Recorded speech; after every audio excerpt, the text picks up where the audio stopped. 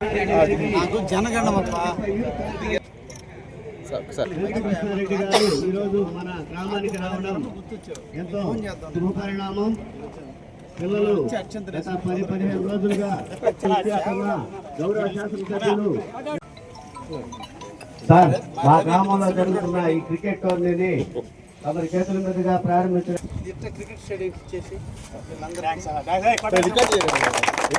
Thank you sir, thank you sir, thank you sir.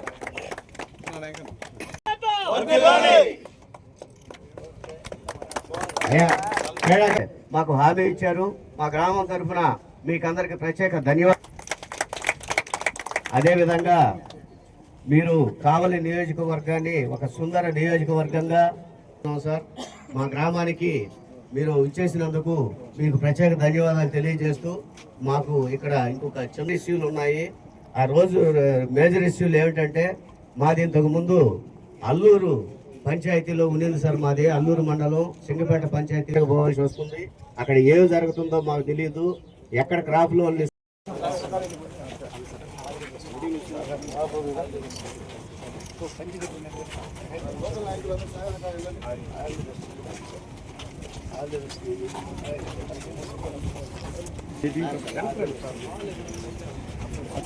Sir కడుగు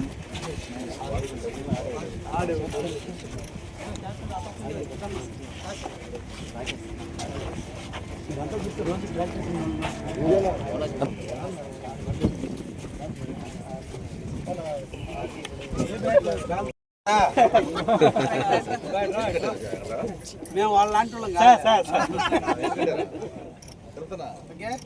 okay sir.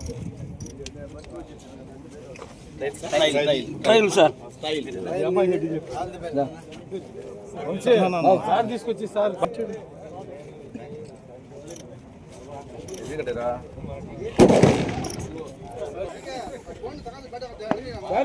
ఆ పక్కనే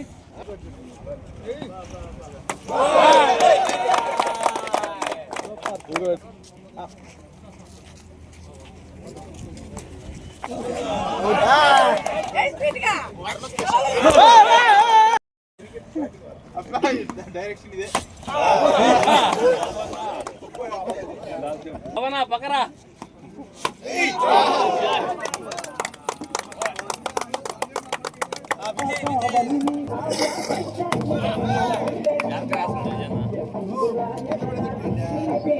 అందరికీ నమస్కారాలు. ఒక మంచి క్రీడా ప్రాంగణాన్ని ఏర్పాటు చేసిన యూత్ అందరికీ కూడా పేరు పేరున ధన్యవాదాలు తెలియజేస్తున్నా. దీన్ని తప్పకుండా క్రీడా మైదానంగానే ఇది ఉంటే అన్ని విధాలా బాగుంటుంది అనిపిస్తుంది. కాబట్టి తప్పకుండా మీరు అందరూ కూడా నాకు ఒక రిప్రజెంటేషన్ ఇస్తే దీని మీద నేను కలెక్టర్ గారికి పంపించి దీన్ని క్రీడా మైదానంగా ఆర్డర్ ఇప్పించేదానికి ప్రయత్నం చేస్తానని కూడా మీ అందరికీ కూడా తెలియజేస్తూ ఉన్నా. అదేవిధంగా మా సోదరుడు 2 సమస్యలు చెప్పాడు. ముఖ్యంగా మూర్తిరాజువారిపాలెం ఆ ప్రాంతం అంతా కూడా సింగపేటలో ఉన్నటువంటి కులపాడులో ఉన్నటువంటి అన్నీ కూడా రెవెన్యూ విలేజ్ ఇక్కడ వరకు ఉంది. అయితే అది ఎప్పటి నుంచి ఉందో 1902 నుంచి అలాగా ఉంది. కాబట్టి దాన్ని పరిశీలించాల్సిన అవసరం ఉంది. దాన్ని తప్పకుండా నేను పరిశీలించి పరిష్కారం చేయడానికి అవకాశం ఉంటే తప్పకుండా దాన్ని పరిష్కారం చేస్తానని మీకు అందరికీ కూడా మాటిస్తున్నాను. రెండో సమస్య ఈ రామన్న చెరువుకు సంబంధించినటువంటి దొంగ కాలువ, మూర్తిరాజు పొలానికి సంబంధించిన పొలాలన్నీ కూడా అక్కడే ఉన్నాయి. ఇటీవల ఆ కట్ట అంతా కూడా తెగిపోయింది. స్వాంప్ కింద కొంత దూరం వరకు రిటైనింగ్ వాల్ ఉంది. 2 కిలోమీటర్ల వరకు రిటైనింగ్ వాల్ లేనందు కారణాల వల్ల ఇటీవల జరిగినటువంటి తుఫాను అదేవిధంగా వచ్చినటువంటి ఫ్లడ్లో అదంతా కోసుకుపోయి దాదాపు ఇప్పటికే 1000-1500 ఎకరాలు భూమి ఇంకా కూడా నీళ్ళల్లోనే ఉందనే విషయం కూడా నాకు తెలుసు. అంటే నేను కూడా ఒక రైతు బిడ్డను కాబట్టి ప్రతి ఊరు ఎప్పటికప్పుడు నేను తెలుసుకునే ఉంటాను.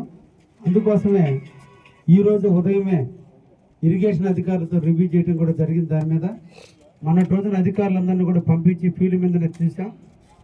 ఈ అల్లూరు కింద పెట్టేటప్పుడు ఈ సింగపేటకు సంబంధించిన నిధులు పెట్టడంలో కొంచెం లేట్ అయినందువల్ల మళ్ళీ ఈరోజే మూర్తివారిపాలెం కానీ లేదంటే దొంగ కాలువ కానీ వీటన్నిటి కూడా దాదాపు 70 లక్షల రూపాయలు ఈరోజు ఉదయమే నేను కలెక్టర్ గారికి పంపడం జరిగింది. ఆ కట్ట మీరు అందరూ నడిచిపోయి ఒడ్లు తోలుకోవడానికి కానీ పిండి కట్టలు ఎత్తుకోవడానికి ఆ కట్ట డ్యామేజ్ అయిపోయింది.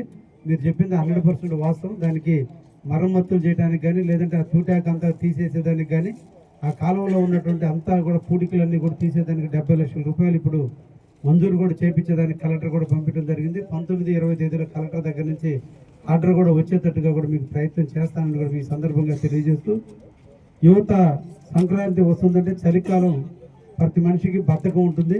ఈ టైంలో యువత అంతా కూడా ఆటపాటలతో శరీరానికి చలిలో ఉన్నటువంటి శరీరాన్ని వేడి చేసుకోవడం కొరకు మన పూర్వీకులు ఎప్పటి నుంచో కూడా ఆటలు సంక్రాంతి నెలలో ఆటలు ఆడటం అనేది ఒక ఆనవాయితీగా పెట్టారు.